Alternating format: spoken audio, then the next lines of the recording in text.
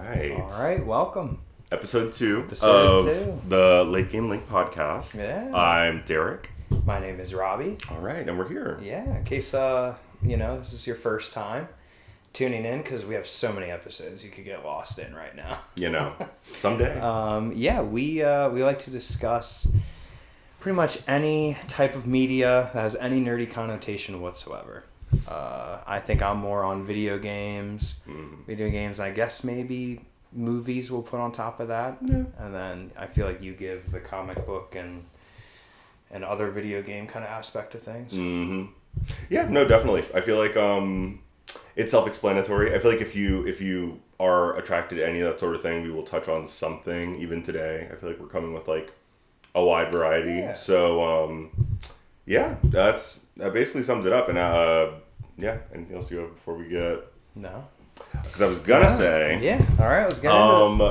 What has been most interesting to me this week, and you well know because we've been playing, but been getting more into Magic the Gathering in the past couple of years, and we recently got a few draft pack things for the new Spider-Man collab, and gotta tell you, Magic, I just feel like they really know what they're doing. I just feel like it's really thematically on, and the fact that they can fit Marvel characters and Warhammer and Avatar: The Last Airbender and all these different things within the logic of their game. It just so satisfying. So we did a draft this week, and the pre-release, I guess 6-pack boxes. Yeah. So we didn't do the draft with the booster box. No. We did the pre-packaged boxes with 6 packs each, and I say we need to do that. I think we already talked about this. I think we do it more. Yeah, definitely. It makes buying new cards feel like they have more of a purpose. Yeah, definitely. Considering we play Commander a lot, and if you're buying booster packs, you're just hoping that you might get a card that you can put towards a deck, but you never really know. Whereas this, we're all playing together in somewhat even playing field scenario where everybody's getting the same booster packs, and you can make a deck with what you have. And I don't know, this is the first time we had done this. Yeah. There could be some serious Magic the Gathering players listening. You're probably like, they're figuring out what a draft is in 2025. To somebody, we sound stupid for sure. But this is you are on this journey with us, and like you said, I feel like it helped me so much to do it in this format because we built a deck. We built decks that we ended up playing against each other. Yeah. And I was using cards that, honestly, if I just opened independently, I probably would never use. But I had, I had to make a deck with 40 cards that had some sort of synergy to it. Mm-hmm. And I don't know. Now I just, I don't know. I want to keep that deck. I want to continue to play with that. Maybe buy some more, packs and beef them up. And, I just feel like it's... Oh yeah, we can make multiple actually with the amount of cards that came in Exactly. The second deck might not be as nice, but who knows? Yeah, I mean, there was enough to make at least 2, I'd imagine. Yeah. But we just played the other night with our drafted decks, and it was great. I loved it. Mm-hmm. I guess maybe some people are like, all right, we'll play a couple games, and then people who maybe play the standard format or something might use use those cards then to further whatever types of decks they're using for standard or whatever. But I feel like I could keep playing with that deck and still have fun with it. And for the people that we know that might have those cards as well, it has a good replay value, I feel like. Yeah, definitely. And you brought up Commander, and Commander is 100 cards, no duplicates. Something about, and I'm also the type of person who doesn't like when my food's touching, if that makes sense. Something about the Spider-Man cards in a deck that has my Lord of the Rings cards and my Warhammer cards and whatever. It feels a little... Really? I don't know. Because you're big on the themes. There has to be a theme, a story. You love a good theme, yeah. I feel like I'm the opposite. I'm like, I want all of them in the same deck. Nah, I love it, and I'm sure I'll get over this at some point if I'm like seriously getting into Magic again. But like, yeah, I don't know. I kind of just feel like I'm gonna buy a whole bunch of Spider-Man packs at some point. I'm gonna try to build like some sort of spider-themed commander deck, if that makes sense. Like, I would love to get that out of this current set. Yeah. And I don't know. Only ever make edits to that deck if you get more Spider-Man cards. Yeah, or honestly, that's cool. I definitely I see where you're going for there. I'm not a must. It's not a must. Yeah. Or to have almost like a multiversal deck. I have Lord of the Rings. I have Spider-Man in it. I have what's that other one we got packs of? I can't remember. I don't know if I have another fandom, to be honest. I think I only... No, because I didn't get any Final Fantasy. Oh, Dungeons and Dragons. That's what it is. But yeah, that's kind of something I wanted to talk about, too, was, you're pointing out how well they can fit any fandom into the flow, the gameplay and the flow of how Magic games are played. They announced another new collab, which I don't know, people can talk about in the comments here. I feel like we're both newer players, so this is something that is getting us into Magic.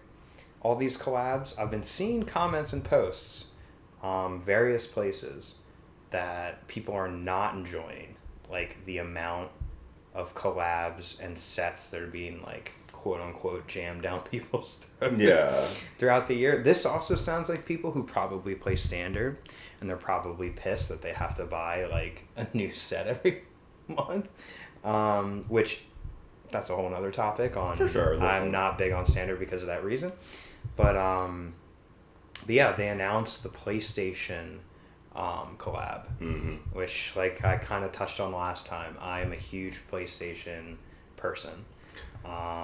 And I will definitely be getting some sort of pre-release draft type ordeal for that, I think.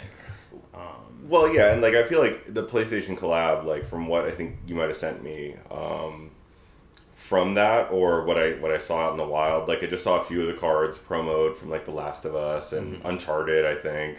They had Aloy from like Horizon Zero Dawn. I feel Kratos, God of War. Kratos. I feel like there is a certain level of like, it kind of made me think about, there's like prestige to PlayStation. At least there was. I don't know how present that is in the current console like landscape, but like for a while there in like the 2010s, I feel like, I don't know, like in a way that Xbox maybe didn't have, and I don't want to come too hard for the Xbox people, but like I'm just like, no, go off. Like when I think about, I have friends who are really big into Halo. I have friends who are really big into Gears of War, which I think might have been a Xbox exclusive or Xbox centered thing. But it just doesn't feel like, I don't know. Even maybe it's compounded a little bit by the fact that like a lot of PlayStation games, which I feel like this is a big thing that comic books do sometimes. Sometimes I'm like, you made this maybe for like movie potential in 10, 15 years. And I feel like we're reaping a lot of that right now. And like, true. There was an Uncharted movie that I never saw. They laid a huge foundation down with all of these different like huge hitting franchises, which Uncharted, I guess, technically, made a movie. The Last of Us is like doing the show. So I mean, PlayStation is great in that it has like these really relevant IP that have like seeming, like Magic the Gathering is not doing a Gears of War collab in 2025. Like they're not going to do that, and it's just interesting. I'm excited to see what the collection yields. All the different what games they choose, and like what. Again, I think you and like Adam, for example, were big into the Final Fantasy release. which Yeah. that was when so to people listening, we recorded like 5 episodes of our podcast before we now have this format. So those were all never released. Yeah. And I did talk about one of my hot takes is I never got into the Final Fantasy franchise. Mm-hmm. I didn't think they were that great. So, you guys were super amped to see what kind of characters and connections, the cards that came out, like where those connections were. And like there were some, obvious characters put into the set. But then you have like, oh, that's a guy, that's like a part of only a couple levels of that game or something. Or it's like one of the standard NPCs that like they made a card for. Like that's super cool. So that's something that for me, for these sets, I'll be very excited to see how deep they go with the references and everything. And in a way, like, I feel like, a lot of the things we're talking about, like Avatar, Final Fantasy, Spider-Man, I feel like there is a really tight, natural, thematic thing going on that makes it so that synergy feels really natural between cards that might not be the most connected, but PlayStation feels so loose. And I'm wondering if we're going to see synergy between, like, Atreus from God of War and Ratchet and Clank, or, you know what I mean? True. Like, yeah, how does that work? I'm wondering, is Ratchet and Clank PlayStation? Did I make that up? Yes. Right? No, okay, that's correct. Yeah. But, like, I'm wondering if, like, it will be, I don't know, you know what I'm trying to say? Like, sure, PlayStation is a loose net. They can't have 10 different sets. No. It's one PlayStation set with PlayStation character cards. Mm-hmm. So yeah, like if they, I don't know, maybe your food's touching here. I don't know, but yeah, what does it look like when God of War is in a deck with, Drake from Uncharted? Mm-hmm. So yeah, I don't know. We'll have to see. I mean, they haven't really done it wrong so far. Yeah, true. In our vast experience. Yeah, of like paying attention for like 6 minutes at this point. It seems like it's really synergistic, but I'm excited. I'm gonna be there. I feel like Magic is, especially now that I'm getting more into organizing and this Spider-Man set. Like right now, like my table is covered with cards half organized by color. Oh wow! Because I realize I have to get serious about organizing. I can no longer have a box with loose cards, some sleeves, some not, Well, when we did the pre-release, made our Spider-Man decks, I felt the same way. I was like, I need a different way of storing all these cards. Yeah. It's driving me nuts. Mm-hmm. Because you do want to pick and pull cards for different decks. And, oh, yeah. All right. Well, that not only was I feel like that was the big MTG news of the week, I guess, the PlayStation stuff. Yeah. But I had to bring to the table a big actually I should really know this. I thought this game was maybe just for PlayStation, but I feel like that would be dumb. I don't know how the IP works. You might know this. Mm-hmm. But they released the Wolverine game, the trailer, not the game, the trailer. And I want to know how you feel about that. Because I think in prior conversations, and I feel like a lot of people have different types of friends when it comes to video games. So, and these names, I'm sure I'll be shouting these names out all the time. Mm-hmm. So 2 of my best friends from back home that we grew up doing a lot of this stuff together, Alex and Raleigh, everybody in the video game world has I have my friend that I play a lot of multiplayer games with.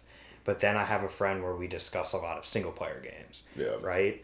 I've gotten the vibe from you that you don't play a lot of single-player based games like how the Wolverine game is structured. Mm-hmm. Is that true or not? Or is this something that you're excited That for? is so interesting because that is not true. Really? I don't know why I got that. I was like, is Derek even going to be excited about this format? But I grew up with terrible Wi-Fi. Like, I don't know what the deal was. I could never play online games. I mean, I also wasn't the most social kid, so I wasn't really trying to solve that problem. But I mainly did, Mass Effect and Kingdom Hearts and all that. Like, those are my foundation for gaming. So definitely, this theoretically would be something that I'm interested in, for sure. Okay. For sure. Yeah, I mean, so you told me you saw the trailer, correct? Mm-hmm. Do you feel like it's a game, because, I mean, you're a huge Marvel guy, right? Mm-hmm. And I don't know, as someone who follows video games, Wolverine makes sense, right? Because it's a big name, it's a big IP, Marvel, right? But at the same time, you know, for someone like me, I can tell that they might be trying to grasp at like the huge surgence of Marvel in the last 10 years, right? Yeah. So like for me, I like Marvel stuff. I think Wolverine's cool. But it doesn't strike me as a game that I would buy, at least right away. Yeah. It's not one of those games like, ooh, I gotta play that game at some point. Is that a game? So as a person who is super into Marvel, into single player games, is this a must play game? I'm gonna tell you right now, I am aligned with you. Not something the most exciting to me in this moment. And again, love Marvel. I have 2 X-Men tattoos. I don't even hate Wolverine as a character, you know, depending on what's going on.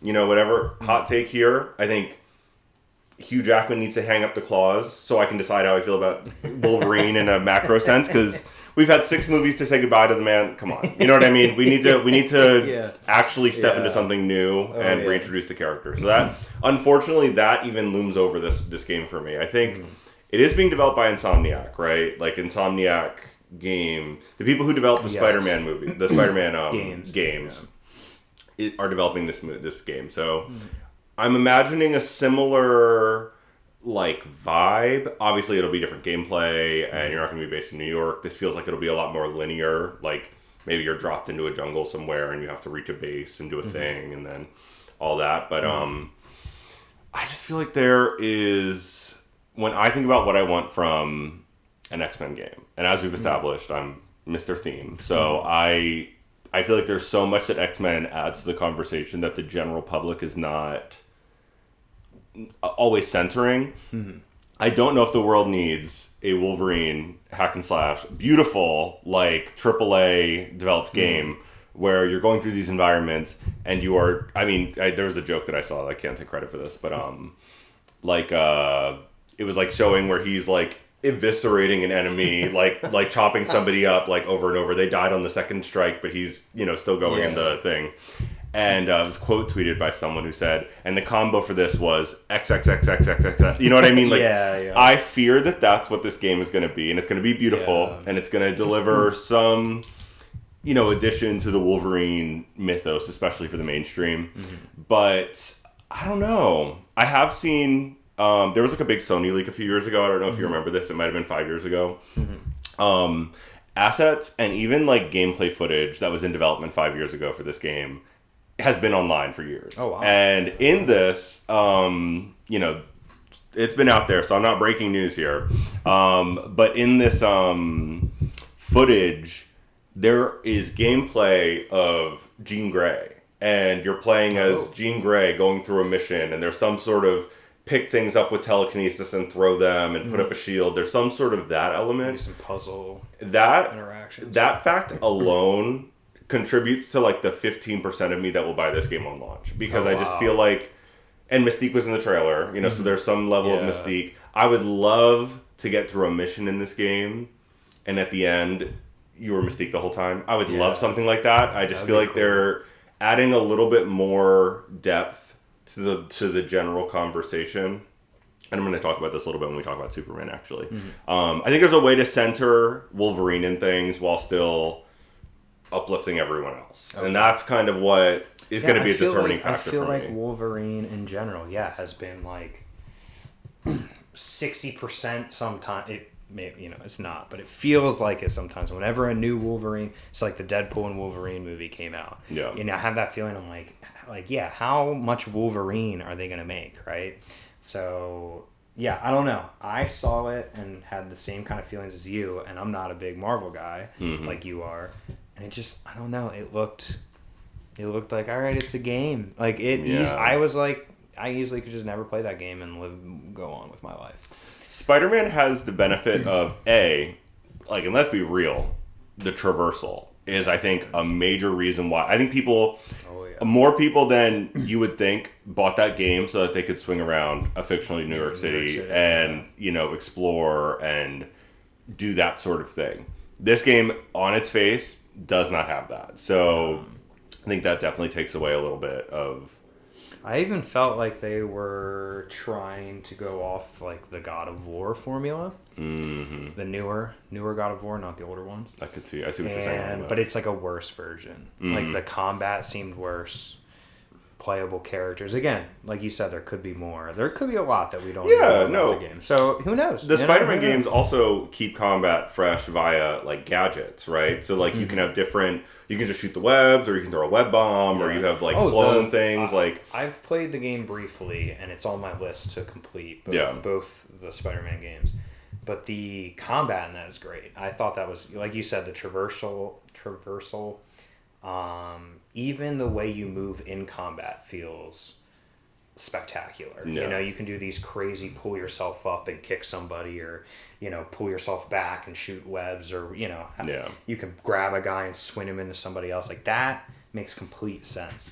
But like you said, the Wolverine just mash X into a guy's body as it's like, all right, like and he does. So this is another thing, they're gonna have to do this, right? And I'm sure there's ways to get around Wolverine's like regeneration, I guess, to at least make him like subdued or something, because he has been captured before. But, like, how do you give a he can somewhat die. Indestructible guy a video game? You have to be able to die in a video game, correct? I'm curious as to how that will work too. Like, I don't know, because he can die, so I'm sure that will be a factor within all of this. And like, if you drown, they're gonna have to come up with something.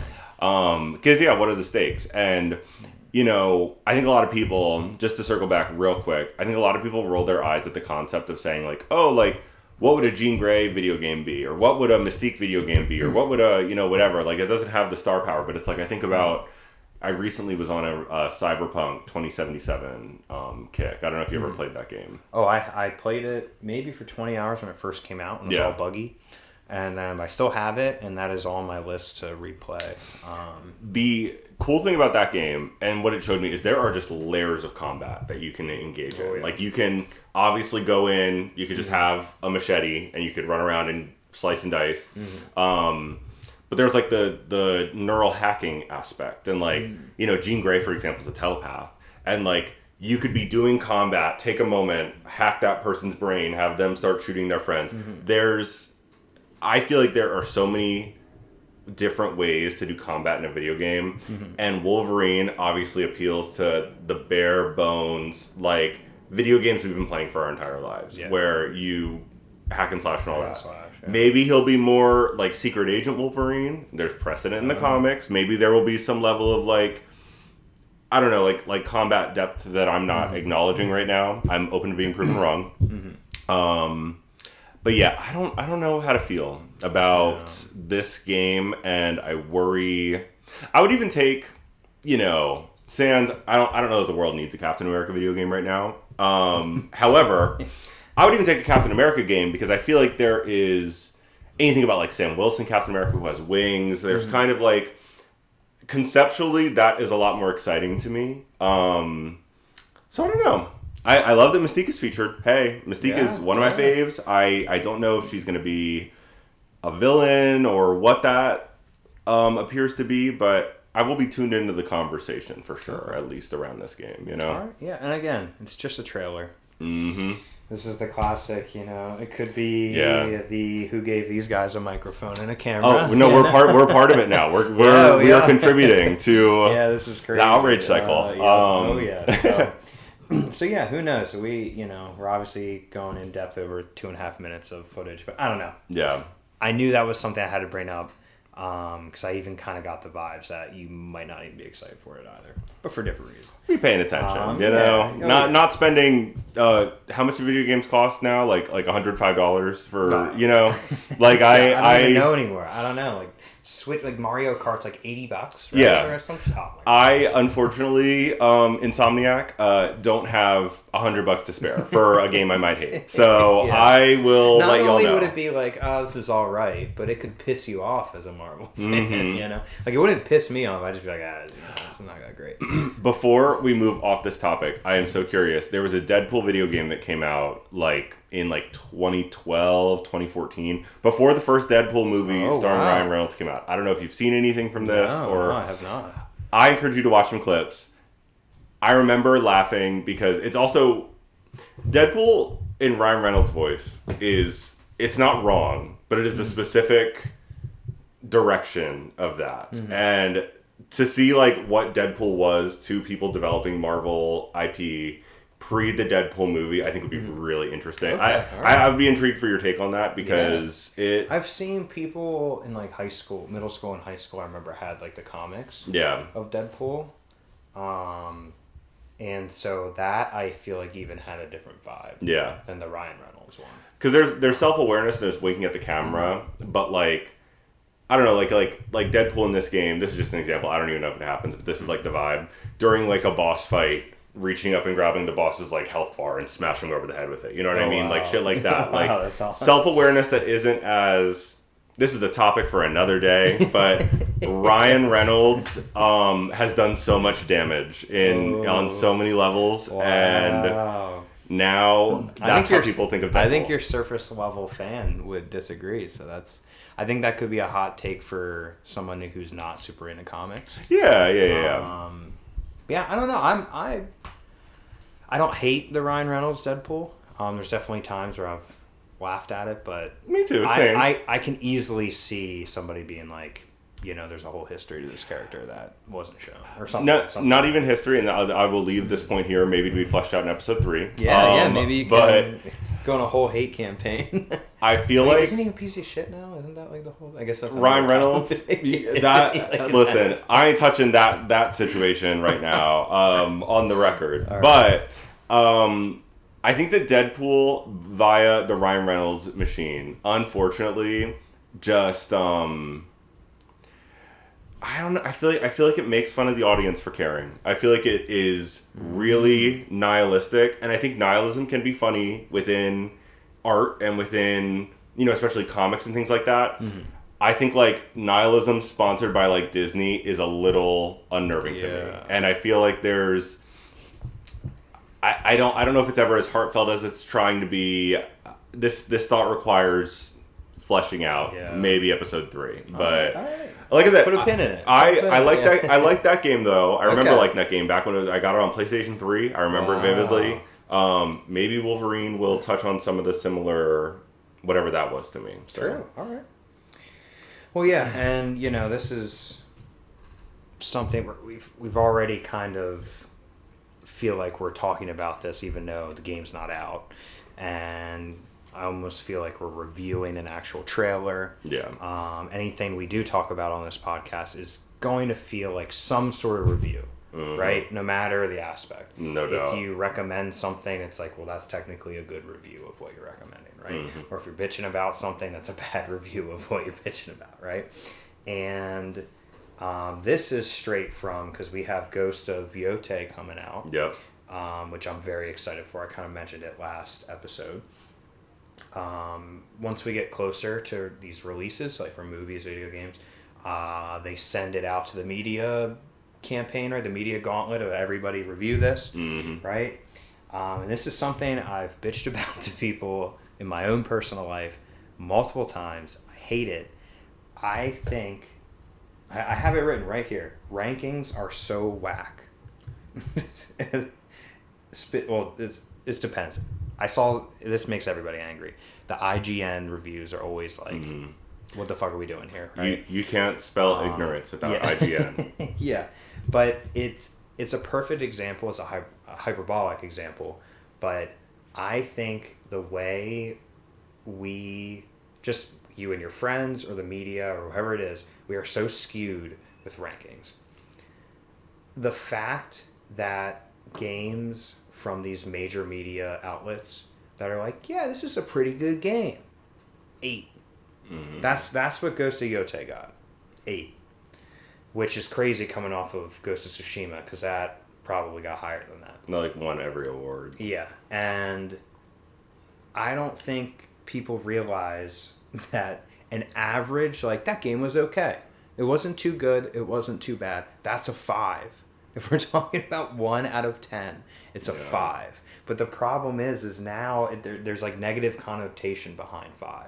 So I'm sick of all this. Like, to me, like 7, 8, 9, whenever I get these review rankings from, different posts or media outlets, I'm always like, well, I'm just going to have to play it to know, because that's all the same shit to me. And then anything 6 or under is always like a terrible game. Yeah. And then anything that someone gives a 10 is actually a good game, because it's like, well, they're only going to reserve so many 10s that they're going to give out, right? I am so sick. I feel like we live in an era where everything is a 7, 8, or 9. That's like somewhat okay of a game or a movie or whatever it is. And it's a huge pet peeve of mine. And that's something I wanted to bring up, and maybe you can give your thoughts on it. But I think we need to go back, or I don't know back, because I don't know if it ever existed, but we need to get to a place where an 8 means more than what an 8 means now. Yeah. 5 is average, right? Below 5 is, now you're starting to get into bad games. Like a 4 is a bad game. But it's, if you like hate a game, then you can go down to 3, 2, whatever it is. 6 is a good game. Yeah. Nothing special. It's a little bit above average. And then once you start getting into 7, 8s, and 9s, it's like, wow, this is a spectacular game. And then 10 is, you've reserved that for only a couple masterpieces you've ever played yourself, right? How do you feel about my small rant that I have to bring today? It definitely resonates, and I feel like I'm thinking about how when I was in school, and I feel like this is still probably how school, I don't know how school works. Honestly, in post-COVID world, good luck, whatever's going on. But I feel like when I was like coming up, like, again, like the metric for like, and not everybody, is as, I threw myself at school in a lot of ways, whatever, but I feel like it's as long as you get like a 70 or higher on like an assignment out of 100, you're good, right? Like that's like the pass. And I feel like that permeates, right? Like that concept even is like, and it's True, bad. yeah. It's not good per se, but it's serviceable. That's a pass. That will get you to the next grade level.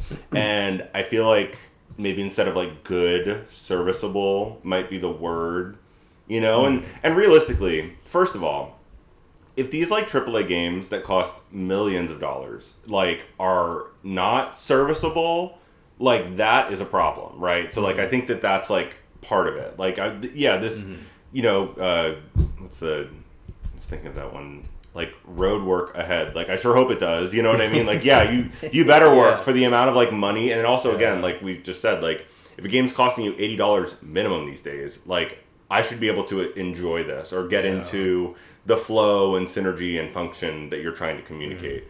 But then there's also, and I haven't really been paying attention to like game reviews per se, but like quality wise, I don't know. What are you talking about? Like a specific type of game right now, or are you talking about just across the board? No, it's across the board, and I'm even talking movies, books, everything, anything you can rank, right? And I guess we talk about school, right? And that's, I guess, a little different in a sense that, you need to be able to understand at least 70% worth of material on this topic to say that you're knowledgeable on the topic. But when you have a 1 through 10, again, another percentage, but 1 through 10 ranking of how good you think something is, right? And again, I don't know, maybe you could switch up, I don't know, I don't think a 50% in school is like a passing grade, but yeah, it's like, I mean, we're very centered. I can acknowledge I went to school in America. I haven't strayed into different education styles in different countries. This is not how it is everywhere. So that, and America drives culture in a lot of ways. So I feel like that contributes to a global leaning in this direction you're describing, maybe. Yeah, I don't know. I think it's crazy that, because to me, then what is the point of the ranking system? Yeah. Just everything that we're pumping out is kind of like this like mushy 7, 8, 9 package that they give us for $80 every time. And then you have your 10s every once in a while, and then you have your shit games every once in a while. But it's like, I don't know. I just think it makes ranking completely I just don't trust it anymore. Like, why even rank? Why even rank? 5 should be average. Okay game. I endorse that level of skepticism because I feel like it's necessary. And also, like, listen, this is me. Again, not... My tinfoil hat isn't on too tight. I'm not trying to bring too much of it here. But, like, you know... These, like, like IGN, for example, like, the reviews don't exist in a vacuum. There's, like, an ecosystem of access that they maintain. They're probably getting told to give somewhat of a... Well, and if they're not told, they're incentivized because guess what? There is, again, access that they get to these studios and exclusives that drive clicks to the website so that their ad, whatever, they can get all their ad money. But also, like... These games are massive investments regardless. And, like, there are shareholders and there's a lot of money on the line. And if IGN, for a game that is hotly anticipated and has been in development, if they're not going to let a reviewer give a game a 4 that is the game of the summer. You know what I mean? Like, they're not going to allow that level of, you know, I don't want to say honesty because it's an opinion, but, like, you know, I guess honesty or dissonance. So, again. I wonder if there's... And I'll put the tinfoil hat on too. I wonder if in fine print somewhere, some of these media companies that give these like reviews, do they legally have to like keep it fair? Because I don't know if they do. Well, I think there is, like, when you say fair, you're saying like you have to be you this collaboration, whatever it is, like. You have to give a good review. Is that what you're saying? Like that's in some fine print somewhere? I'm saying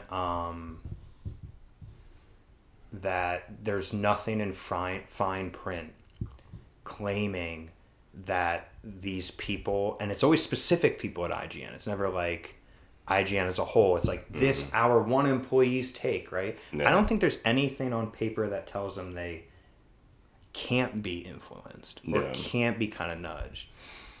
I think, and IGN, I don't know the details. Where in legislation does it say that the IGN guy can't take $10,000 to say, hey, you know, like, all right, I was going to give it a 7, but like you guys have really changed my opinion. It's an 8. I don't know enough about, you know, because you're allowed to be wrong, right? It's an opinion. I don't know. It's like it's just one IGN guy's review of a game. Yeah, and I think sometimes there are undeniable flops, right? Like there are games that come out that even if there's a large investment, there is, you know, honesty about it. Because then that guy's gonna be like, people aren't gonna trust me anymore if I start reviewing. But when it's in that gray area, I bet a 7 can get bumped up to an 8 pretty quick. I feel like IGN and other such platforms, I am hoping, and I can do more research at some point, but like there are journalistic standards that permeate. Video games are, you know, it's art, and the journalism around it is journalism. So I'm choosing to believe that journalistic standards and like resistance to that sort of thing is centered.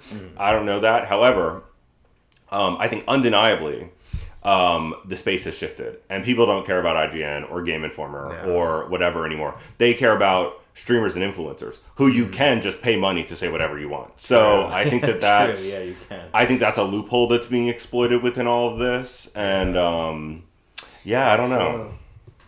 Oh yeah. So yeah, I don't know. Sorry, you said tinfoil hat, and I said let's go. Yeah, yeah. I think I'm gonna, especially because we obviously are talking a lot about like the art we love and the art that we engage with. But there is like a corporate, like political element to all of this that we're going to be getting into. I'll definitely be getting into shortly, that I think, you know, is worth interrogation. And you have to, if we're actually going to have honest conversations about this stuff, like we have to name that aspect. So I don't know. I feel like it's just part of it. All right. Well, all right. This kind of segues us here. Something that we've kind of talked about that we want to do, and we kind of already did it. Like you already, you know, started a blood feud with Ryan Reynolds. So we would like to bring some hot takes to the table, because why have a podcast if you aren't going to piss off 50% of your viewership? Right? Yeah, right. It drives engagement. Yeah. So kind of playing off of that here, I brought a couple hot takes that we can discuss this week.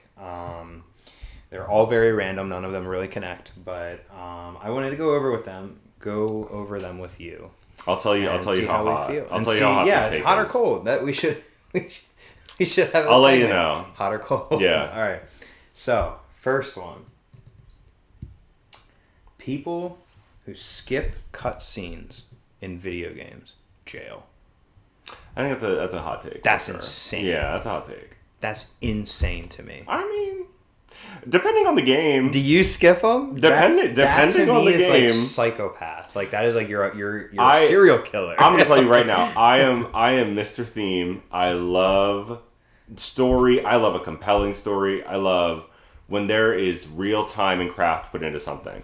I had a JRPG kick post-COVID where I was playing these JRPGs where, if I'm being honest, I cannot sit through every cutscene. I can't sit through every cutscene. Can you even tell me the story? I can tell you the story. Okay, I can tell you what's happening. Right. No, I would say sometimes the game kind of demands it because I'm not doing this to play a video. I'm not doing this to watch a movie. And that might sound shady, but like, you know, what's the one? Isn't there like a record? Like there's like a Metal Gear Solid game that has like a cutscene that is like, that's like an hour plus. Like, ton, yeah. I'm sorry. That's like, a little aggressive, I will say. I just feel like I would still watch it though. I would watch it. I mean, if I wasn't, I would like for the first playthrough, you would sit through the whole. Oh yeah.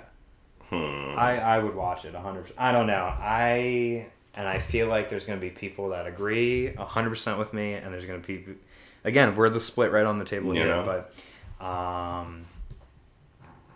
that is insane to me. Even I shout out the boys, Alex and Raleigh. I'm almost positive when I've talked to them about this, they're split too. Raleigh, I believe so. I don't want to put words in your mouth here, Raleigh. Yeah. He's on my side with the watching the cutscenes, and even if it's not good, I still have to watch it. Like I still need to watch it. Yeah. Even if I'm like not liking the game, but liking the game enough to finish the game. If the cutscenes are a little annoying, I still watch them. Like I can't not watch them. And Alex, I've played many video games with him where he just goes, "Yeah, skip this shit." Yeah, I don't want to watch it. I think it definitely depends. I think if I'm playing like Dragon Age, I'm playing a game that has any level of choice, has any level of, me, influencing things. I am paying attention to the plot and I am watching all the cutscenes because it's. I need it to inform, what's going on. Sometimes I'll skip, dialogue. Like I have like subtitles on, and maybe this is my TikTok brain. So but you read it real fast. Yeah, you just read it and then you skip through like that. Probably not indicative of some problems. But I think that's. I always like when video games include an option like that, just for like, I don't know. And also, listen, we live in capitalist hell. I don't have all night to sit and watch a movie. You know what I mean? Like sometimes I do want like a minute or two. So yeah, you're right. But the record, just to be clear, Metal Gear Solid 4 has the record for the longest cutscene in video game history. It is 71 minutes during the climax of the game. That's crazy. So I'm just saying, if you skip that, I am not judging you. If I was a Metal Gear Solid guy, I'm playing, and if I'm enjoying the game up until that point. If I don't know that's coming, then I might skip it just because, I might not have 71 minutes to sit there. But I'm definitely going on YouTube and like watching it when I can or something like that. Yeah. I'm into that. And I'm curious as to like, are we not advertising that that's coming? Because like, I imagine if you're like, I'm almost at the end of this game, and then suddenly a cutscene starts. There should be a little thing that says, "Are you ready to watch a cinematic masterpiece?" And you say yes or no. I don't know. Yeah, because sometimes in games, right before you're about to get to a spot where you can't go back. Yeah, and it kind of it gives you like a warning, like you're not going to be able to return past this point. They probably should give one of those for that. That would be crazy if they don't. Yeah, that's a hot take. I think people would disagree because we are. There's a crisis of media literacy and people are not watching cutscenes. Yeah. So I think you're in the minority there. All right. Well, I guess we'll have to see. I don't know. So far to me, it's felt split. Like 50-50, which is why I felt like it was a hot I feel like that's the perfect hot take. Yeah. Is a 50-50. Yeah. Hot takes are sometimes fun when you're a part of like the 10%, like the huge minority, and you're really like pushing for it, even though you know that everybody's against you and you're still passionate about it. That's always fun. That's cool. But I think a 50-50 is one of the best hot takes. But anyway, that was the first one I had. Again, none of these relate. Going on to the second one. I know this one's a hot take. I feel like. Maybe not. And I haven't quantified this yet, but I have some sort of ill feelings. And again, it's situational because I do look things up sometimes. Looking up like different strats or looking up just like a gimme way of doing something in a game or just Googling too much in general while playing a game, I have negative feelings towards. Yeah, it's a hot take. Yeah, that one I felt, because people do Google. And again, there's some times where I Google things.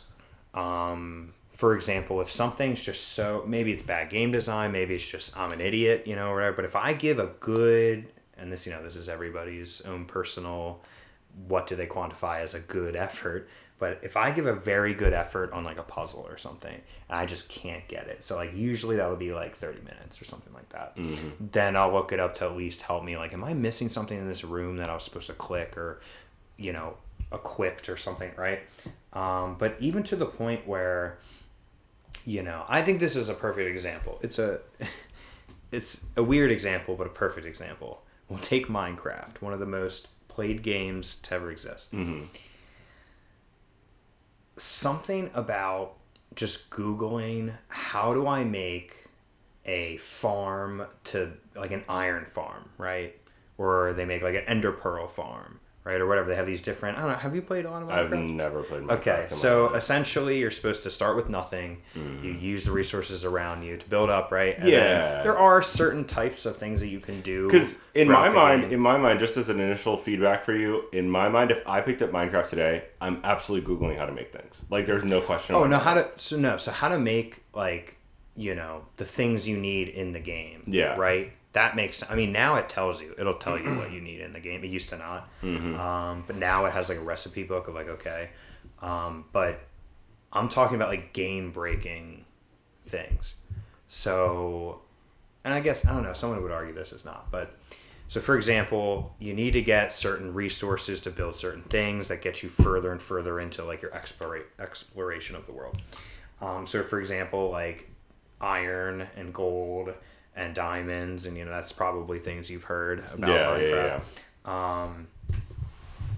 There's, you know, I've played with people on servers and stuff where it's, I don't know, it's crazy to me to then Google, because if you figure out how to do it, that's one thing, but just Googling, you can use different aspects of the game with like redstone. I'm dumping a lot on you right now. No, there's I'm like following. redstone ways of like rigging up a way of unnaturally amassing like a bunch of one item. Yeah. And the game's definitely not designed exactly like to do it that way. So it's kind of a cheat. 100%. Yeah. Okay.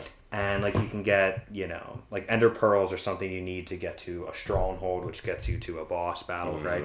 And those are, you know, periodically hard to get because you have to find Endermen and kill them. Is there a plot to Minecraft that I'm not aware of? Not really. They're kind of, there's a couple bosses and stuff, but there's not like a start to finish plot, I'd say. I have a comparison to volley to you to see how you feel about it. All right, yeah, let's hear it. So when I use cheats in The Sims, does this fit what you're talking about? Are you trying to play the game like normally? I mean, I'm playing the game, but, you know, I'm, you know, Control-Shift-C mother load, and I get $10,000 immediately, so that I can just buy whatever I want for the house. I guess I should preface with, this should be like a legit playthrough on your game. So Sims is one of those games where you've probably played it a bunch of times. Yeah. So you're like, I don't want to really go through the minute details of like amassing money in the beginning. I just want to make this crazy torture chamber house, right? Which I've heard people do. Or even just, in my mind, that's The Sims is comparable to Minecraft. That's why I draw that comparison. Because in my mind, the people who are doing Minecraft, generally, they're not doing it for the first time in 2025. And like, They're probably just pushing the system, right? Well, so there's a way to do it survival, and then there's a way to do like creative. So in creative, you just get all as much as you want anyway. So, and if you just want to build, you can build. I guess that's not as great of an example because you've never played Minecraft. So I'm starting to realize. But even just, so for example, strats for games, right? So we could even talk to this about Magic the Gathering.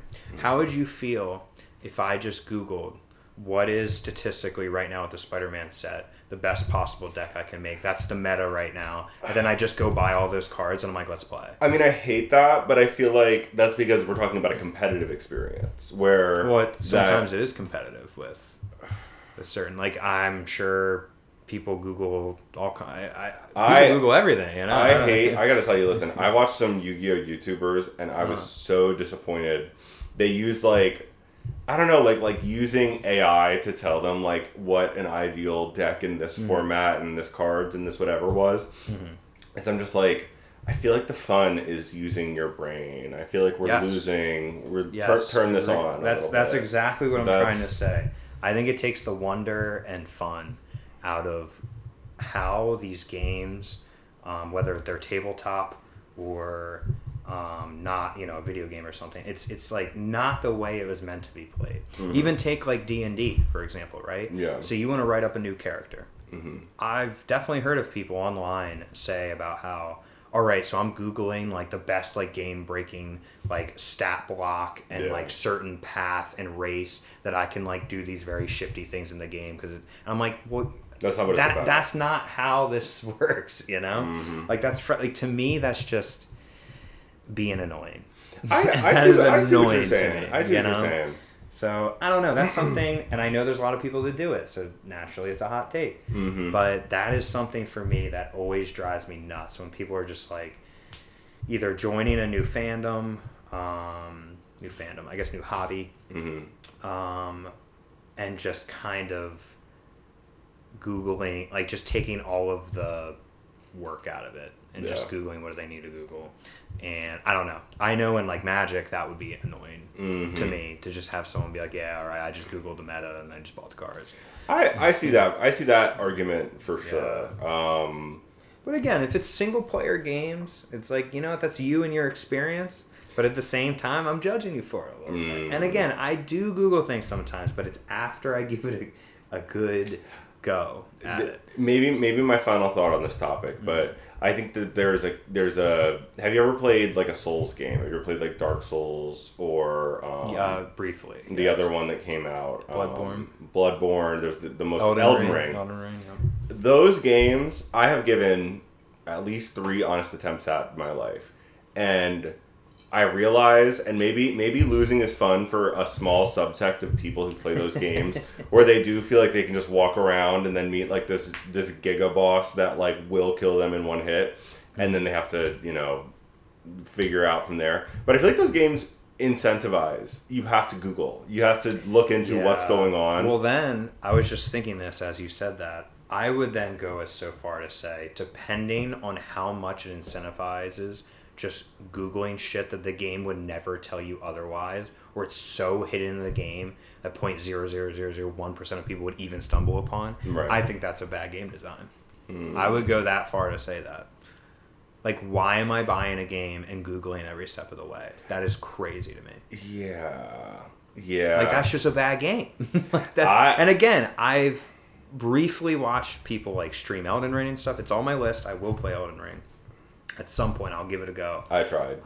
But I've never liked the Dark Souls game. Like, I played Bloodborne before and I did not like it. And again, that could be a hot take in and of itself, not liking these games. I think it fights against the impulse though that I think a lot of sweaty gamers especially have this idea that like modern game design sucks. Like when I play Uncharted and there's like yellow paint randomly where I need to climb, like you're insulting my intelligence. It's like, okay. I see that so frequently in conversations about modern video games. Oh, wow. So I feel like there's a balance to be struck for sure of like, and I don't think it's a problem. I'm not bothered by the yellow paint, but I've seen a lot of conversation around it. Wanting an experience that does challenge them more, I'm completely okay with that. But yeah, there needs to be a happy medium on it. And I feel like those are the same type of people.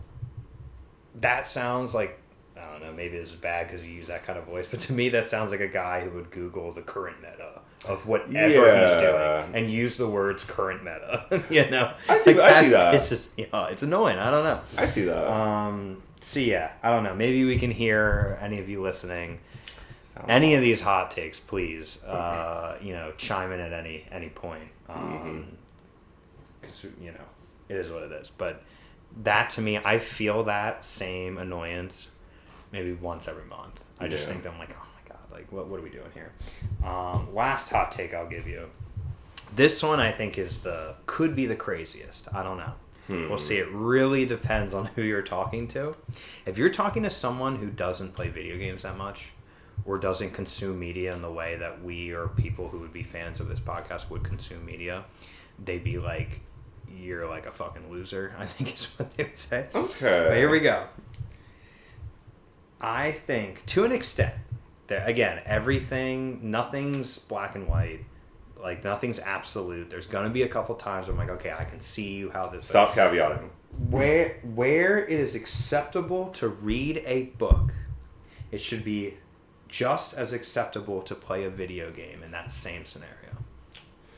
And the reason why I thought this was I was recently, a couple weeks ago, at the beach. And people were at the beach under umbrellas, reading a book, taking an hour and a half. They work their job all year to get PTO and money to go relax on the beach. I know there's a ton of people that would say, if I saw somebody at the beach with a Game Boy or a Switch or something, I'd be like, you're wasting your vacation time, right? And I can see where they're coming from, right? But then again, isn't a book just the same shit? Yeah. I'm on that. You're not doing anything with the beach. You're not in the water. You're not paying attention to anyone on the beach. You are staring.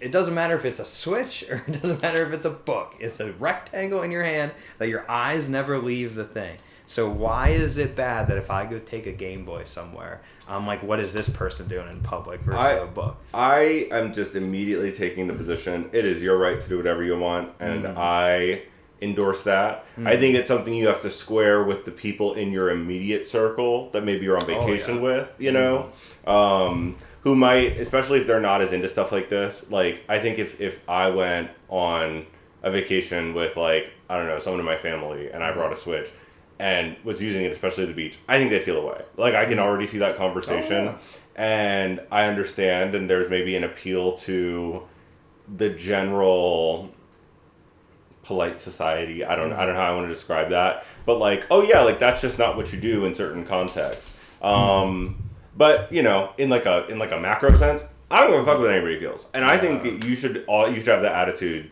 No one's gonna say anything to you in my mind. You just might get some glances, but like, you're also not better than me for pretending to read a book at the beach. Like, I think that's well, and like, I think people are, and I think not that people are. I think people think that. Yeah. And for example, I get the whole like, I think even for a while I never even would bring like a book to the beach, because I get what they're trying to say, the essence of it, right? You're on vacation, this is for quality time with the people you're going on vacation with, like whatever the reason, I get that 100%. Yeah. But to me, reading the book is the same thing as playing a video game on vacation. It's the same thing to me. It's like, look, if you want quality time and we came all this way to spend that quality time, then put the book down.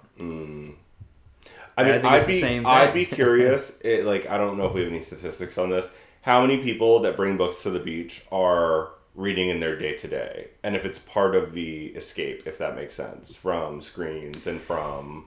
Yeah. And not to say that video games are screens in the same way that, like, my work computer is a screen, but I'm wondering how, like, the human... And I do think, listen, I'm not going to say what my screen time a day is right now, but I think that there is an appeal to, like, vacation being distance from that day-to-day status like quo. Electronics. Yeah. And I appreciate that perspective. So I don't want to totally throw out the alternate opinion here. But, you know, people, listen, life is short. I feel like you literally should be able to do, within reason, whatever you want at the beach. You know? Like, what? You're not hurting anyone or offending anyone's, like, sensibilities. Sure. Whatever. Yeah.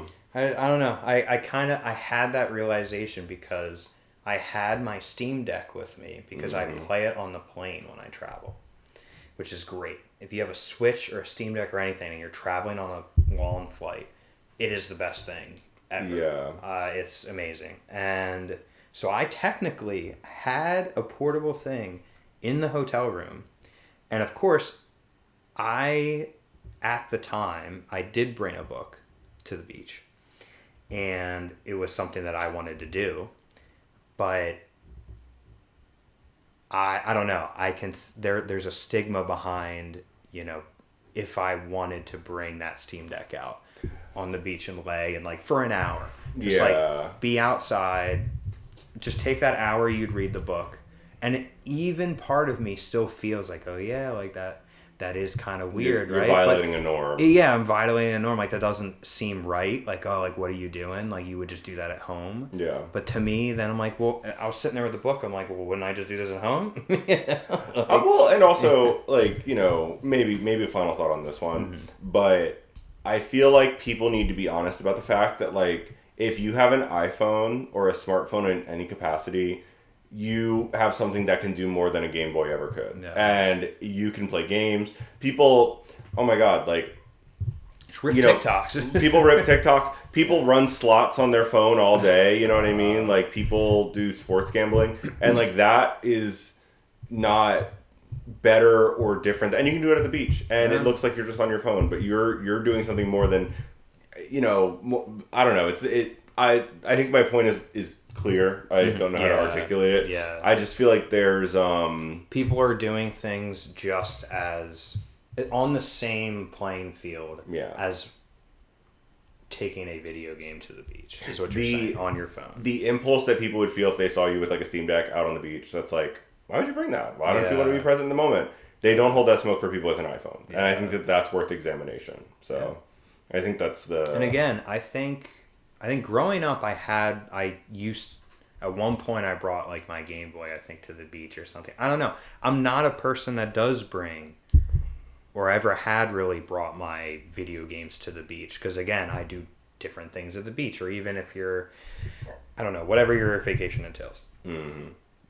But I had that feeling of like, if I wanted to bring that Steam Deck with me, I wouldn't hear the end of it. You know? Yeah.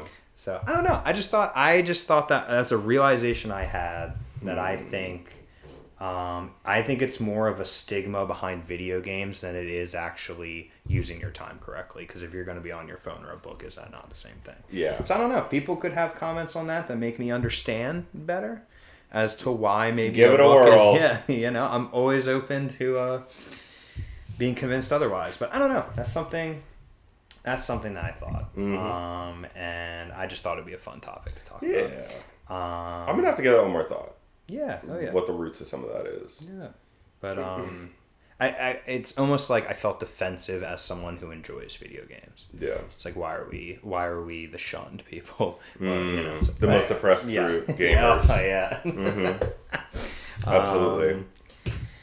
Anyways, okay, so if you've listened to our last episode, or even if you're chiming in now, I'll tell you real quick.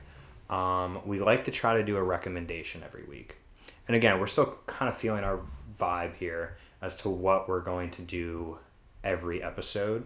We're still kind of learning. Mm-hmm. You know, maybe do more like hot takes. We do our current events, whatever. So at the end of the episode, we're going to give our recommendations. So I'm going to go to you, Derek, and I want to hear what you brought as your recommendation for the week. So my recommendation, it's mostly a recommendation. I definitely enjoyed it. But I have thoughts that I hope to litigate a little bit of here. Is the new Superman movie, which I finally watched because it is released digitally. It is on HBO Max, and the high seas as well, for the pirates. But I definitely liked it. I feel like I didn't know what to expect from a Superman movie in 2025. I really hated. This is a hot take that we can get into as well. I think like the Zack Snyder of it all was really problematic.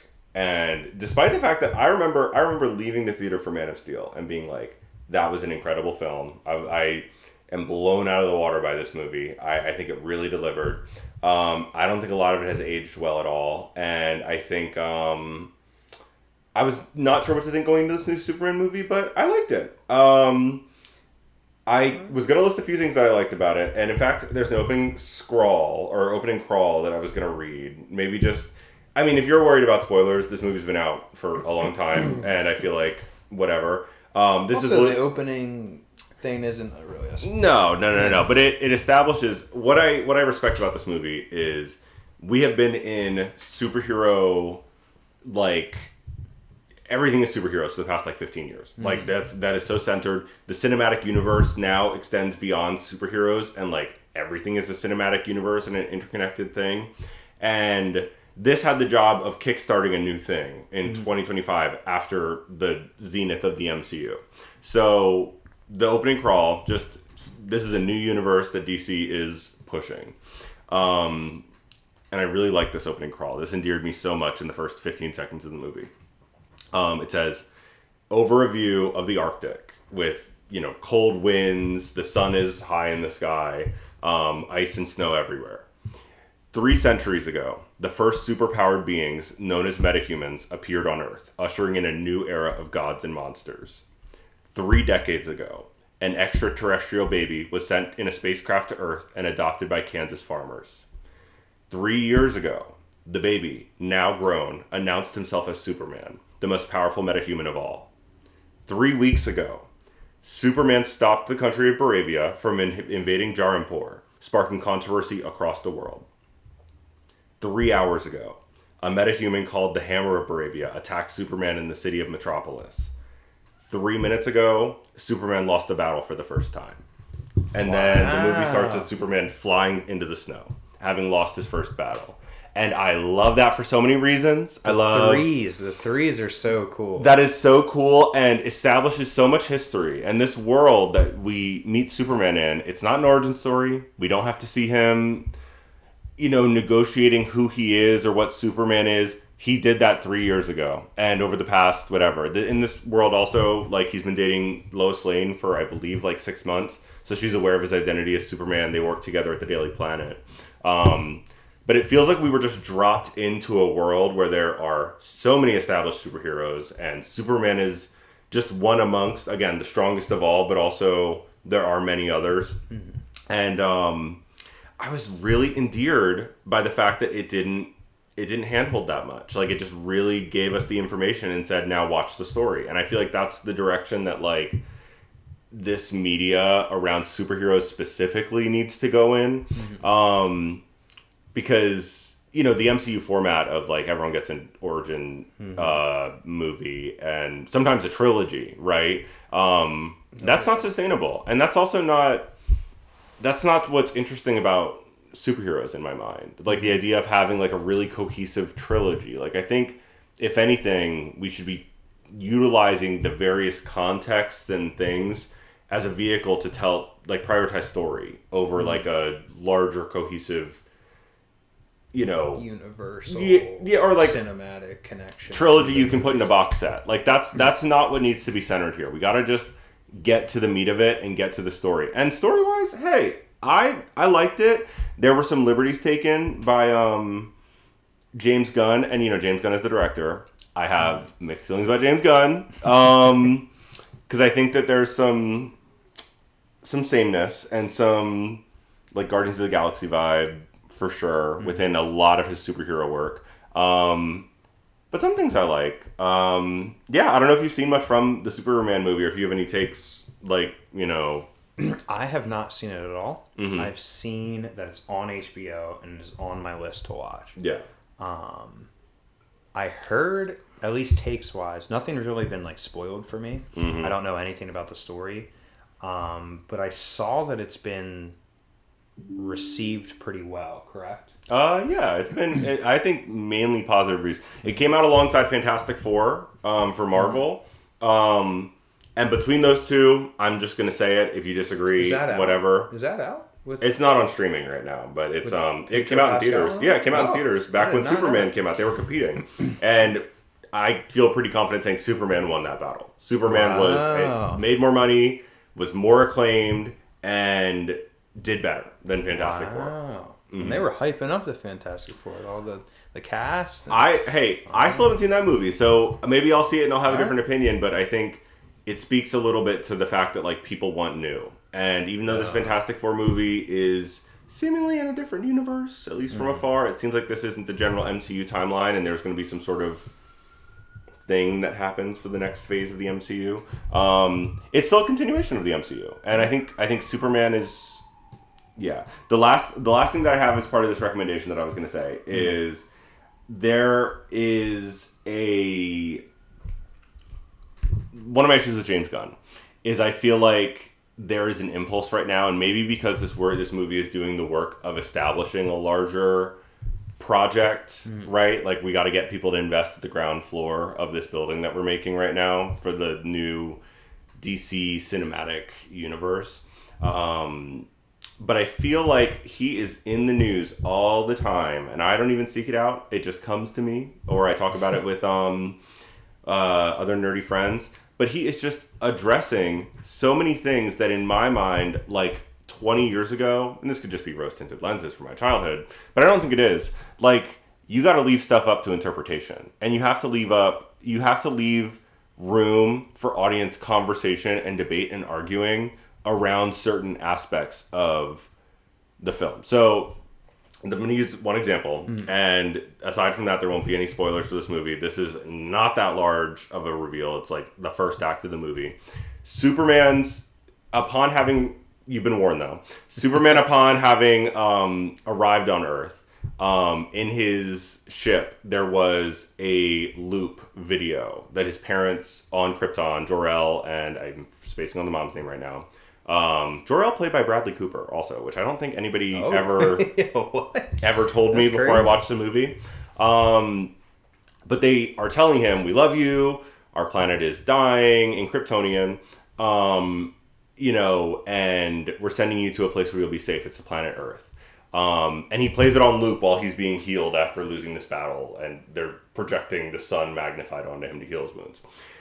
The base gets infiltrated by Lex Luthor's forces, and they get this footage, which Superman has never shared with anyone, and they're able to uncorrupt the file, because at a certain point it drops off. And in the uncorrupted version of the file, Superman's parents say, we are sending you there to be a conqueror, and we're sending you there to maintain control over this weak people. Take wives, take children, and kill those in opposition to you.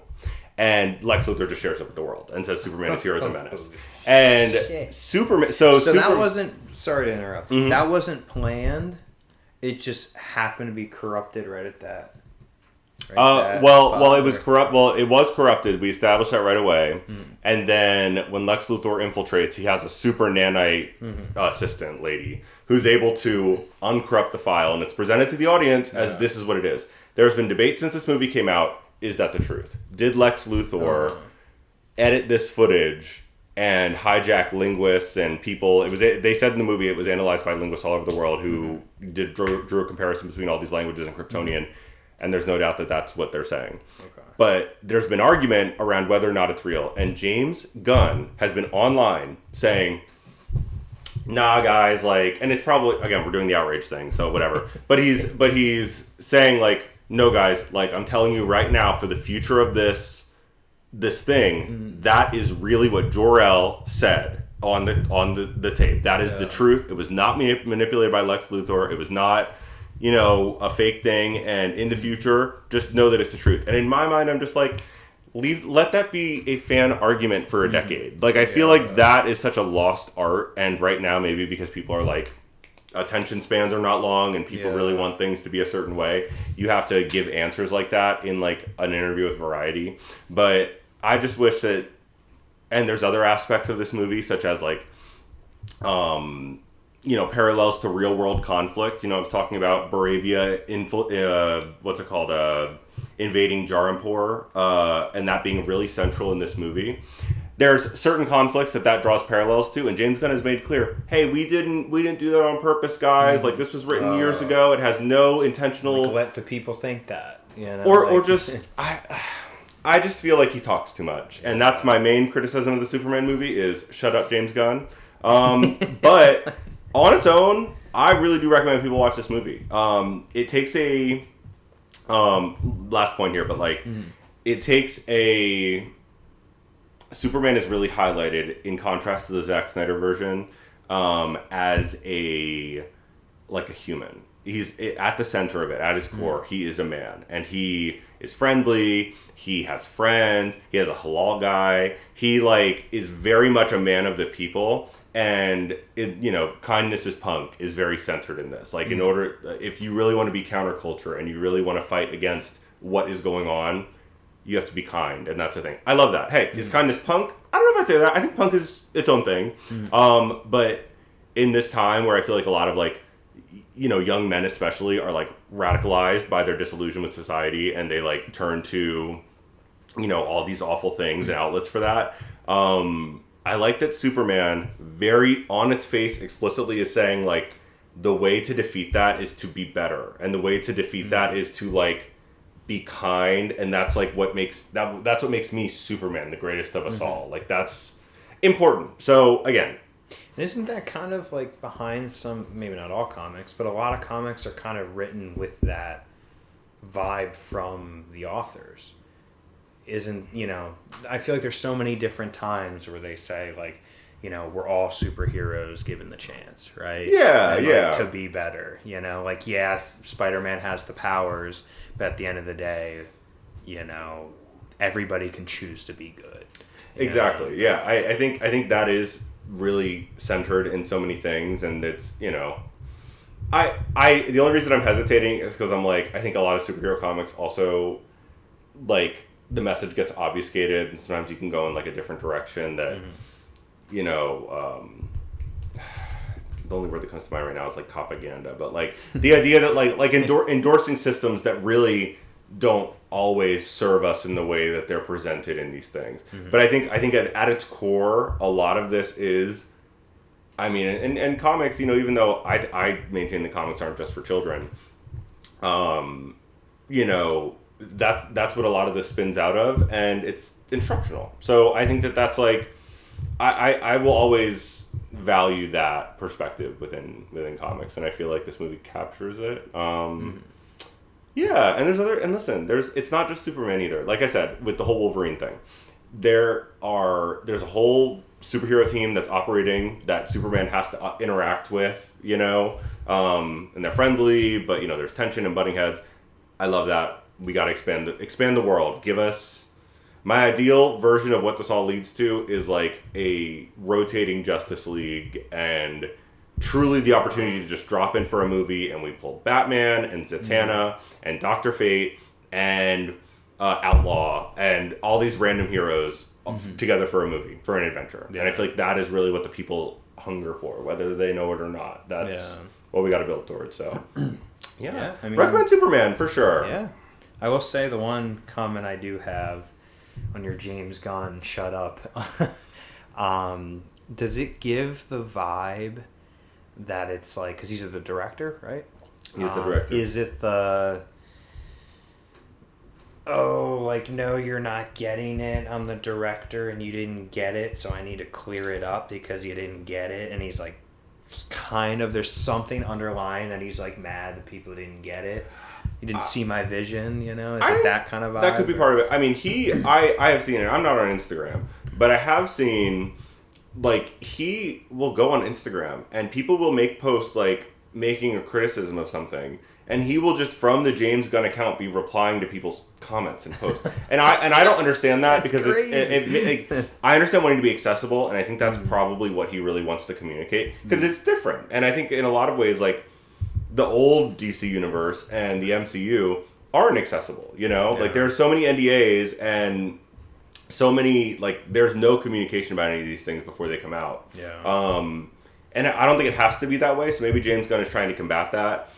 But at the same time, I also think, like, it's such, like, a clear illustration of where we're at that, like, people cling to this movie for, like, and naturally, like, draw allegories to the world we live in and around like global conflict. And James Gunn's impulse is to swat it away and be like, no, this is a Superman movie, and any comparisons you can make to a current ongoing tragedy happening somewhere in the world is completely coincidental. I just think that is like, it's like, none of this was ever going to save us. Like, we were never going to have a revolution led by who owns DC? DC. It's like distributed by HBO and David Zaslav. David Zaslav is never going to lead the revolution. That's not. I never thought that's what it was going to be. But, like, I don't know. I'm curious to see how this conversation continues. And, like, again, if you're gonna make a statement as bold as, like, Superman is a man of the people and kindness is the way, and he's willing to intervene in global conflicts when he recognizes there's a clear right and wrong. I just think as a director, you got to stand on it. You have to stand on that. And if you don't, it kind of poisons the whole deal for me. So, I don't know. Like I said, I have more thinking to do. I just watched it this week. But, yeah. I have that on my list to watch. So maybe next time we can have some more little thought, little 5-10 minutes of our I'm sure we'll have more hot takes maybe to wrestle, but yeah, exactly. What is your recommendation this week? So my recommendation, again, first couple episodes, I feel like we're staying very safe, and these are, I'm not going full obscurity just yet, trying to gain an audience and just give banner after banner, right? So my recommendation this week, and I've kind of talked about it, I think mentioned it once or twice last episode, and we've talked about it. I've actually gotten Derek to read the first book. Mm-hmm. There's a trilogy, and then they're currently finishing the series after the trilogy. There's more books. But the Red Rising series. Mm-hmm. Now, I mean, these were, like number one bestsellers on the New York Times. Yeah. So, I'm not giving you some sort of crazy call out here, and it's not like I'm acting like I found a diamond in the rough. This is very well known. Mm-hmm. People listening to this probably have a good chance of maybe reading these books. If you have not read these books and you feel like you recently haven't had the same type of excitement towards a series that you might have previously had, either growing up or just sometime in the past, right? So, we can name the obvious, like, big ones, right? You have, like, Harry Potter, you have Hunger Games, you have Percy Jackson series, like these types of books. These were huge. The support and the audience that these books ended up gaining were huge, and movies were then made, which I don't know. I feel like I don't know. I'll get into maybe a little bit of the topic of Red Rising and why that might not become a movie, because some of the topics are interesting. Great. It's just, how do you make a movie that isn't, like, at least rated R or probably M? So yeah, I mean, one would say that about Hunger Games, I think, too, and that made a $1 billion. True, so. Yeah. But yeah, so that is something I would tell you if you've been thinking about wanting to read more. Me and a lot of my friends have already read it. It's a great series. I will quickly, and maybe we can talk briefly, because again, I got Derek to read the first one. Yeah, I was gonna. But without giving anything, this will be the no spoilers, and then maybe we can break and go to a quick spoilers. The book is essentially, it starts off with the human race, but centuries into the future. We become way more technologically advanced, to the point where we have destroyed Earth. And at least this is the story you're given in the beginning. We've destroyed Earth. We have moved to the stars. We have moved throughout the universe, right? And the technological advances are, I'm telling you, they're extreme, right? So to the point where they can modify, it's like almost like bioengineering, right? So they can modify humans and create new races, and they do it by colors, of course. And on the nose. Yeah, but that's part of this. And so there's a hierarchy of these different colors throughout society, and they all have their place. So on the very bottom is like red, and they are like the miners, like the grunts of this new society or global kind of humanity. And there's many different colors that go on top of that. So like grays are the kind of like the police force who kind of police the reds, right? There's pinks, for example. Pinks are essentially prostitutes. We have your role is really determined by your race. Yeah, and that's all been genetically modified by the human race, and who upholds it and holds up the society, which are the golds. They're at the very top. So of course, naturally, gold everything, right? And everybody's skin is the color. So reds are red, golds are gold. And it starts off with a character named Darrow. He is he's what's called a hell diver, and he operates a very finicky sort of like mining equipment suit type thing. I almost think of like Titanfall kind of when I think of these things. Definitely. Like a robotic type mech suit thing that they use to drill into the earth. And the Reds have been told that since Earth was destroyed, they have moved to Mars. There is a type of, oh man, why am I blanking on this? Like a helium or something? What? I haven't read the first one in forever. Are you talking about what they breathe? Or are you talking about no, what they drill for?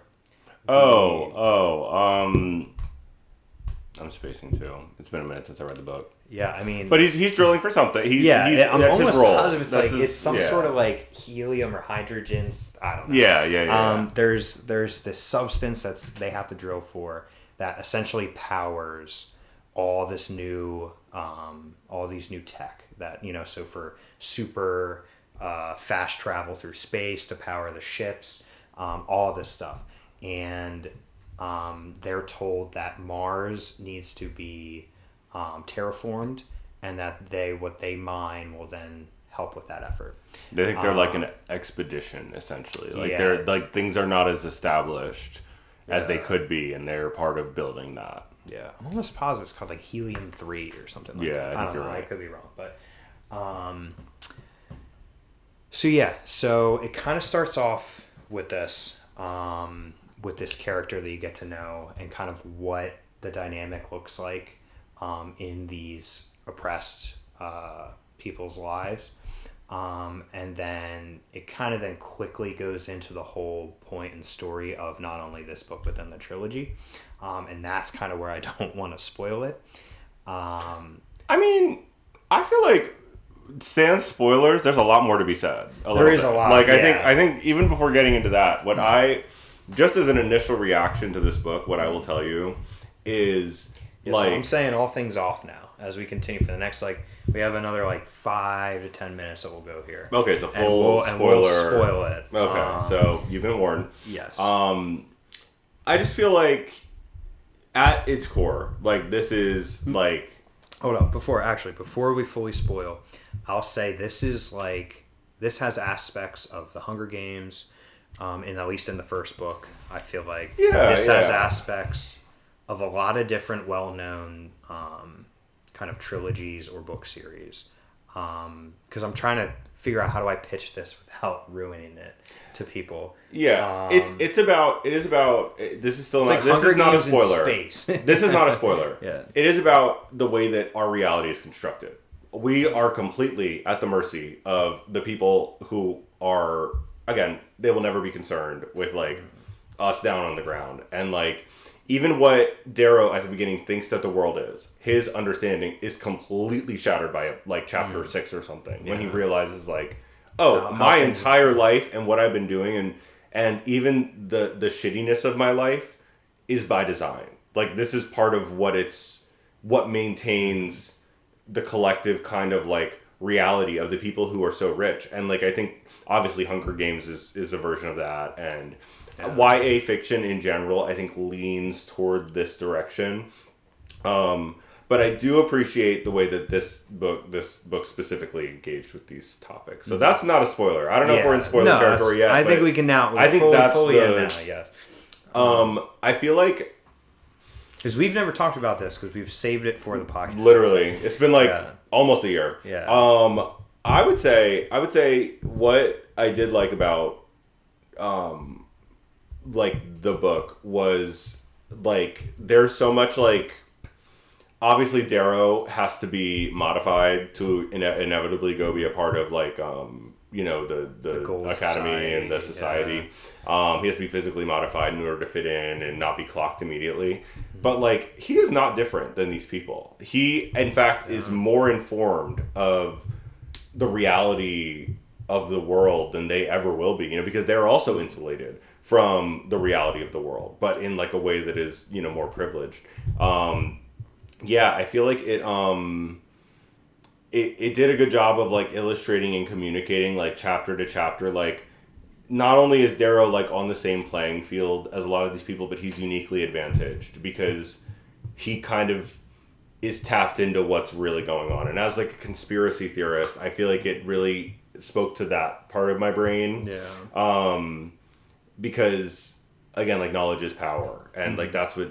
Even though Darrow was strong and he's like whatever, like he's a smart person. That's why he was able to outsmart and kill and navigate a situation that like feels really hopeless at the beginning of the book. So. Well, and kind of to touch on that, if you take somebody from the bottom, who you just killed his wife, have been threatening him and his family with starvation and death his entire life, just to be told now it's all a lie, that you just work for these people behind the scenes and it's because you are red, to then give him the body of a gold, right? Because that's the whole thing is golds are like way stronger than, they could just take a red and rip them in half like it's a piece of like a napkin. Mm-hmm. And so give him the body of a gold and teach him everything that golds are taught. And then, to have him still have his upbringing and, like, the drive that gives, right? Like, because he also, he fights to keep himself, which is really cool. Mm-hmm. Like, even when they're figuring out, like, okay, well, you're going to infiltrate society now. Like, you got to figure out your new name. He's like, my name is Darrow. And they're like, well, that's going to be a hard pitch. And he's like, my name is Darrow. Yeah. I'm not allowing this. Because I think even he recognized, like, I could lose myself in this. Like, I could very easily forget the whole reason that I'm doing this is that, like, there are larger systems at play and people trying to address the real problems going on. And it's a great, like, especially in this day and age that we're living in. I feel like I'm talking so much over you. No, you're good. But in this day that we're living in, I feel like there are so many people that are like, like, we all start on an even playing field in America. Like, that is so foundational to like the mythology of America, and like there's kind of like a big lie taking place around like equal playing field, and like I feel like what I latched onto in this was like, this really does, and it's broken down to sort of basic terms around like the colors and the different castes. We live in that, like that's the reality of what we live in. People talk about like techno feudalism sometimes as this like far off thing or something that Elon Musk is trying to initiate. It doesn't have to be that drastic for it not to exist. No, right? Like we fully have that. There are people that are making decisions who have had generational wealth going back to, times when you kind of needed to engage in slavery to have the wealth on that level, and that's just what we live in. So, and slavery still exists in America. Or even putting people who are deemed free into perpetual poor communities and structures that will always then perpetuate that is, again, like, it's more drastic in these Red Rising books, obviously, but it's sort of the same kind of hierarchy. And then you have people in the middle or most people in general, right? And because usually it's the people at the top are always a very small amount, right? Like the golds are not, like populace wise, not a huge part of humanity's population, right? But they have power, and they've gotten everybody from below and everywhere in between to essentially vouch for, I guess the Reds don't because they're on the bottom, right? But then you get the mass amount of people in the middle that look at certain people that are worse off than them, and then can sign off on this hierarchy. Like, there's been all the times when people like defend billionaires, or there was a coworker I talked to once where he was talking about, he's like an older guy. He was talking about how like, oh, we need to have, like taxing all these like millionaires and billionaires and stuff. And he was kind of like defending millionaires and billionaires and saying how, like you should be able to have a system where you can become like a millionaire and a billionaire. And I like looked at him, I was like, you realize that's not you, right?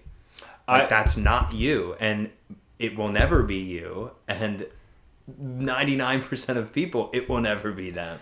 We and I think that's another thing too, is like, collectivism and alliance, and that's very present for Darrow in the beginning of the book, and even at the end I'm getting the sense of where this is going, where like he will have to amass allies that are golds in order for this to move, and in order for him to achieve certain goals, and that's every revolutionary movement, maybe not every, but a lot of revolutionary moments that have found success in history have had to utilize people from the ruling class or upper class to be successful. So that's part of it. But like, yeah, I mean, like your next door neighbor gets arrested for robbing a bodega, and you're like, oh yeah, like that's good.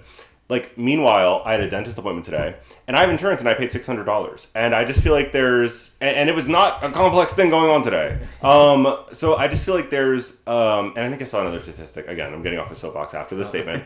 But every year in America, 69,000 Americans, or 68,000 Americans, die because they don't have health insurance. And that is like a form of violence that we are all collectively okay with. Like, we're all just, like, okay with living in a society like that. And... it's enabled by, obviously politicians and whatever. But ultimately, what I think Darrow is the reason that I like this, and I was like, yes, and I'm curious to see where it will go. Maybe we can talk about the future books in the future. Like, I would, especially now that we're talking about it, I feel like that's what I need to kind of get through the next few is like, you need to come full circle with. Yeah, or maybe a book club. Maybe I can report in my thoughts. But I feel like it is acknowledging this like kind of like passive, again, constructed reality and stuff that I think a lot of people don't think about because we're not encouraged to. Like, we are encouraged to, even if we don't have a ton of power to, we prioritize like the status quo, and like and keeping the status quo that you're right now numb and okay with. Yeah, no, it's we don't view aspects of our current status quo as violent that definitely are, but like then.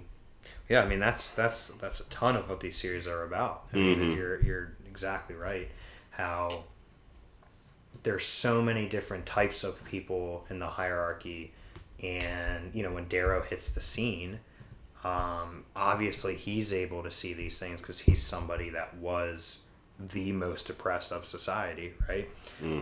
But like you said, he needs to make these gold alliances and kind of change people's minds, at least at some point, to help him further his agenda, revolution. And a lot of these people, most of them, exactly what you're saying, are they don't even realize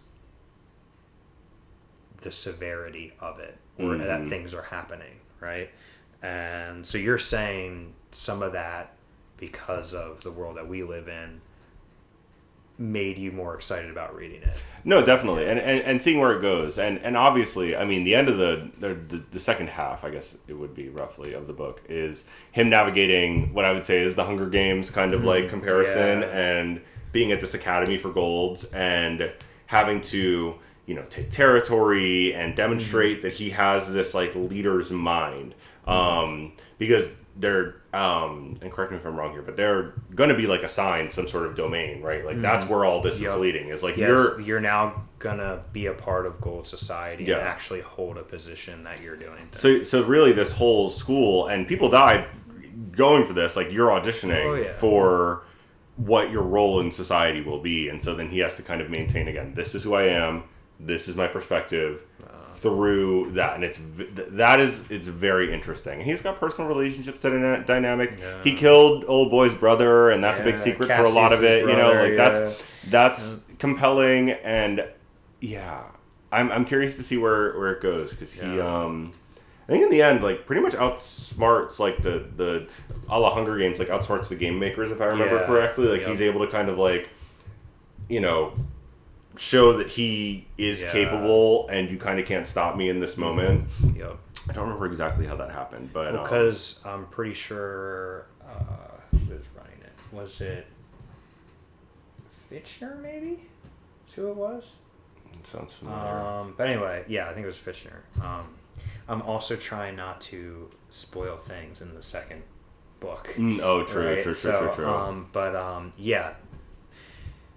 he could tell that things were being manipulated, like the actual. So he was like, I need to get through the top and out of here and past this that's obviously being manipulated for him to lose. So he does do that. And then does it end with who he kind of like, what wing he goes under? Do you know? I am not remembering. See, I read this so long ago that like the specifics of the ending are lost to me right now. But I feel like they definitely say, which is it is kind of a crazy ending. And I know what it is. A Lancer? Is that what we're talking about? Well, he comes like wait. He accepts a lower ranking position to better enact a plan. Yeah. Mm-hmm. Okay, yeah. So he... I'm looking for the name. Yeah. I'm not seeing the name. Okay. Yeah. I don't want to... Because, again, it flows so well that I don't want to ruin it. Yeah. But yeah, his introduction into Gold Society... Again, you're talking about not losing yourself. He definitely has to grapple with that. But yeah, I guess we're running out of time here. So I do kind of want to tie a bow on it. But that series, and you've now read the first. I would encourage you to read the second and the third. Yeah. I think I'll read more after them, but for now, I like how the trilogy, the first three books, really wrap it up. Yeah. So complete story. So yeah, we'll see when I read the next ones. But it was something that I feel so, passionate about. I guess when it comes to in the last couple years, I said I've been reading more. I mean, there was a good chunk of time for years where I wasn't reading a single book, and all the way from kindergarten through, graduating high school, I was always reading and was very involved with some of, these series. And, I think this series has sparked it again for me. Yeah. Of reading again. So like now that I finished that, I'm now starting the Dune books. So you're on that. We'll see, but I'm reading again, and I'm enjoying it again more than these last couple years. Yeah. So that's why I was like, I feel like it'd be good to give a book recommendation, because I know, again, a ton of people have read these books or heard about them, but I know there's going to be at least somebody out there just like me who have maybe heard of them but never read it, and I hope this is a sign for you to go for it, because I think that would be good for anybody. So yeah, respark the maybe bring the books to the beach. Yeah, maybe I don't know. To the beach. I'm just saying, I was never against it. Never against it. Anything at all. So yeah, I think that pretty much, we went a little over time today, but yeah, I think it was good. It was good talks. No, good talks. I feel like we got to explore a lot of these topics. I feel like I'm also getting a good sense for the flow that maybe we'll hit naturally. And I don't know. Good conversation and anybody today. watching or listening, please feel free. We want to hear any and all comments, opinions, what you would like to hear about. Yeah. Again, you might be listening to this while you're working. Maybe you're heading out after work and you're just playing some video games. You have something on in the background. Whatever it is. Yeah. You are taking your time to listen to this. And there's only so much that me and Derek can sit in a room and go back and forth before we're going to want to hear from you. Mm-hmm. So I think that'd be really awesome to have some sort of personal connection to anybody listening or watching. Like, comment, subscribe. Listen. I'm not gonna beg nobody, but would love to hear from you. And any sort of I think recommendation, because I think also we've kind of got a lot of experience in different corners. So chances are, if you recommend something, we might already have a take on it. Yeah. So I would love to respond individually. Yeah, I would love to give a take. Like if you just comment, I want to hear your take on this. Yeah, amazing. That'd be a lot of fun. And like I said before, we are trying to get into some sort of streaming schedule. Yeah. I naively kind of forgot about copyright issues, and I thought you could just stream a movie as long as your faces were kind of covering part of it and you give commentary and that kind of gets you around the copyright. I don't think that's true. Or at least some of these platforms still flag it. I don't know. Yeah. Again, we're just starting out. I don't exactly know.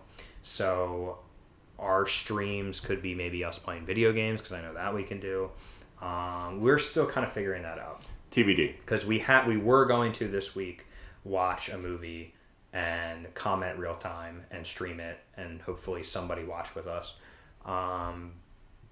We're quickly realizing that might be harder than we thought. So yeah, TBD, and if you have any ideas, again, let us know. But be on the lookout for that. At some point, we'll definitely do a video game or two. Yeah. No question. But we need to iron that out more.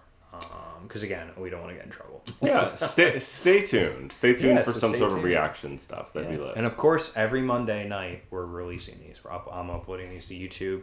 Yeah. We have SoundCloud. We'll link everything. So yeah, please, at least at a minimum, and join us on our weekly. It's a good way to start the week. Yeah. Like, comment, subscribe, and stay tuned for next week when we. I don't know. We'll see what happens next week. I don't have a long-term plan in this moment, but I feel like it's naturally occurring and things happen every week. So we'll talk about whatever comes up. Yeah, sounds good. And all you watching, you have a good week, and we'll see you next week. Night.